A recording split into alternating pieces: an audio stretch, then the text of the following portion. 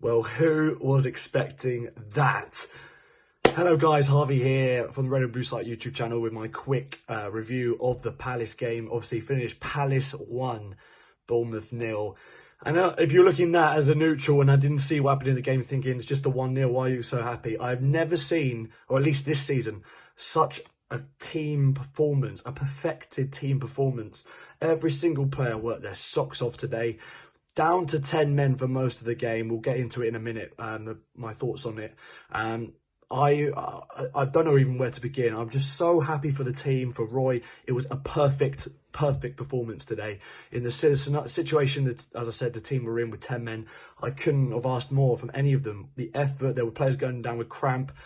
I'm just so happy we got it over the line. My voice is kind of gone. I never thought I'd say that.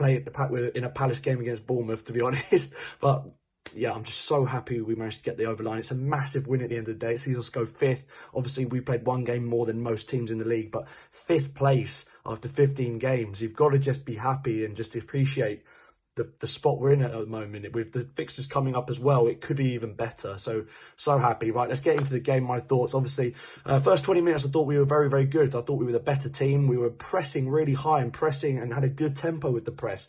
It looked very similar to the way we played against Liverpool at home a few weeks ago. And I was so happy because obviously away to Burnley, you've got to change up your tactics slightly. You can't really do that high press because we're not good enough really away from home to do it, in all honesty. But at home, to see us press again and not change up to the Liverpool game, I thought was brilliant. I'm so happy we continued that tactic into this game. And the game changed about 20-25 minutes in when Sakho got sent off for a straight red.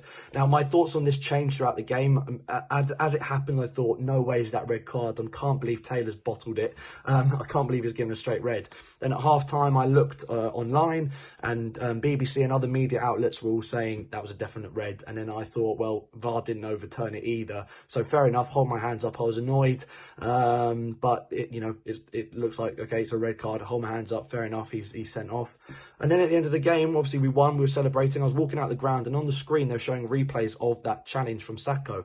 And not only does he get the whole ball, which I thought was the case when it happened live, but the replay shows he didn't even really touch Smith, and I thought that because his follow through went up, that the ball he kicked the ball up in the air, so obviously his follow through went up. I thought that okay, maybe it's a high foot above the knee, but it wasn't even above the knee. It was in line with his shin pad, Smith's shin pad. So I just thought it was all over the place, really. And is that a consistent red card? Let me know your thoughts in the comments below. Am I being biased here? I really want to know. And Bournemouth fans, I want to know your thoughts too. Is that a red card?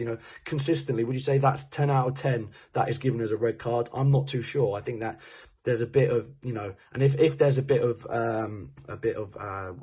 what we're saying there, if there's a bit of doubt over it, I don't think you can give it a straight red. I think it's got to be a yellow and a final warning. But anyway, that changed the game, of course. So we went from that high press to then sitting deeper. 10 men, you got to do that. At half-time, Roy made a bold move. He took Townsend off for McCarthy, changed the system slightly from obviously a 4-3-3. We're playing a 4-2-3 for the first half with 10 men. Did very well, as I mentioned. But we went to 4-4-1. Ayew up top, Wilf out wide, MacArthur, Luca in the middle, and McCarthy out wide. Now, obviously, I'm not going to criticise Roy because the tactics were spot on at the end of the day.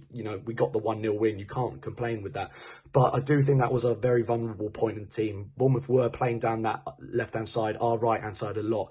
McCarthy, because he's a centre mid, naturally drifted into the middle, and I do think that opened up space for them to play and link up down that their left-hand side, our right-hand side. So even though we got away with it in the end, and I do think that, tactically it worked, you have to say that, I do think that on another day with maybe a better opposition, we were going to get exploited at some point down that right-hand side. But as I said, apart from that, just stuck in, ground it out, and then eventually Schlupp with the goal. Lovely finish. Keeper probably should have saved it, but it's very similar to the Burnley finish. Same angle, low, hit hard, and that's what we've got to do. Hit hard, make the keeper make a save. Ayew was unbelievable in the game. My man of the match, without a doubt. Let me know your thoughts down below, guys. Who was your man of the match?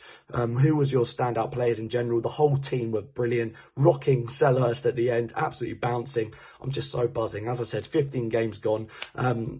21 points. We're in a super spot going into the Watford game at the weekend. Big shout out to Zaha as well. All the players, fantastic. Let me know your thoughts down below, guys. That's my quick review on the game. Love to know your thoughts. Like, share and subscribe, of course, back of the nest. And yeah, onwards and upwards. Watford next, and we are soaring at the moment. 2 clean sheets in 2. Let's go Palace.